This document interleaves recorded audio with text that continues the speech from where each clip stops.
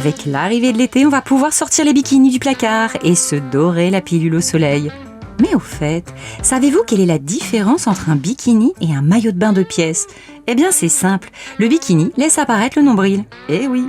Mais comment faisait-on avant ? Dans l'Antiquité, les Grecs et les Romaines faisaient du sport vêtus d'une brassière et d'une culotte.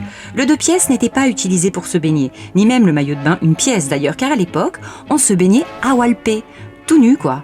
Au milieu du 19e siècle apparaissent les premières stations balnéaires. Allez hop, tout le monde à la plage.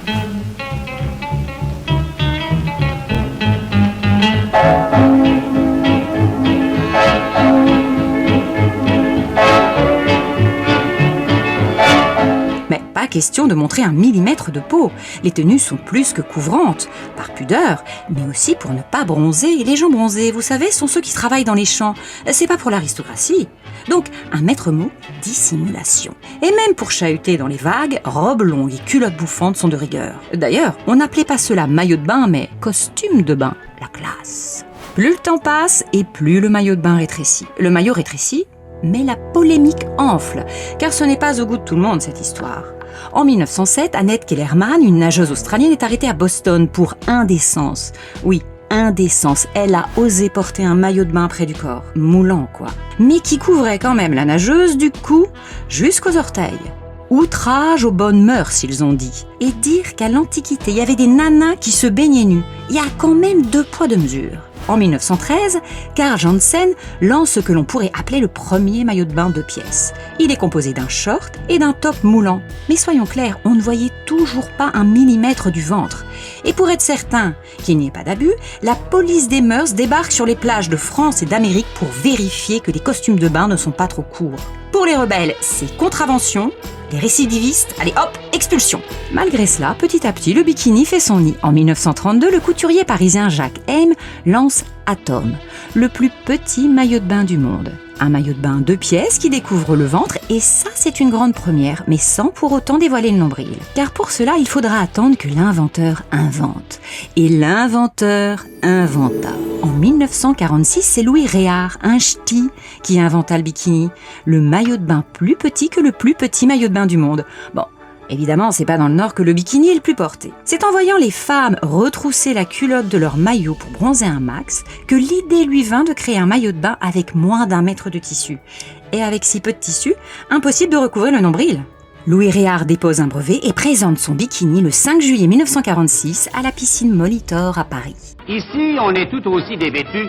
Ces belles filles exhibent des costumes de bain devant un public et un jury qui s'intéresse plus au contenu qu'au contenant. Mais voici mieux, cherchez le maillot.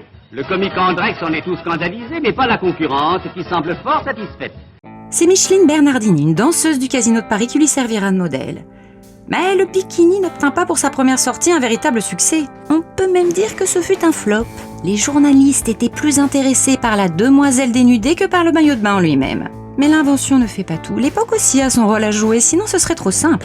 Et là, l'époque n'est pas prête à voir des nanas porter un maillot si petit que l'on pouvait le ranger dans une boîte d'allumettes. Le vêtement fut jugé vulgaire, indécent, obscène. On parle de choc culturel. Le sulfureux maillot de bain est interdit en Italie, en Belgique, en Espagne et même sur certaines plages françaises.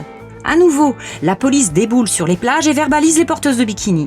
Le maire de Benidorm, un adorable petit village de pêcheurs en Espagne, est même allé voir Franco en personne. Vous savez, le dictateur, pour lui demander de lever cette interdiction. Hombre Paco, si quieres la pasta de los turistas, dales manga ancha con el bikini. Ce démarrage difficile ne décourage pas pour autant Louis Réard. Si les femmes ne vont pas au bikini, c'est le bikini qui ira aux femmes. Et pour ce faire, il va investir dans une voiture bateau et fera la tournée des plages habillé en commandant de bord.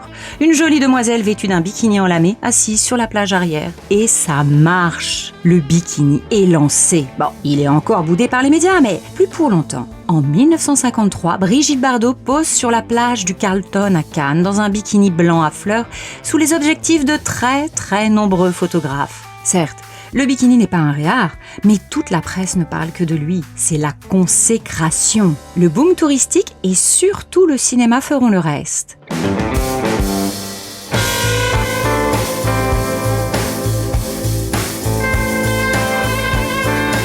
C'est dans les années 70 que le bikini trouve vraiment sa place. Une époque où les femmes prônent le droit de jouir de leur corps.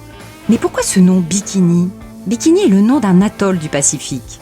En 1946, c'est sur cet atoll qu'ont lieu les premiers essais de la bombe atomique exécutés par la marine américaine. Réard se disait que son maillot allait faire l'effet d'une bombe. Le bikini, la première bombe atomique. Et puis, avec le temps, d'autres variantes sont apparues. Le trikini, le tankini, le kamikini, le sikini et même le burkini. Mais ça, c'est une autre histoire.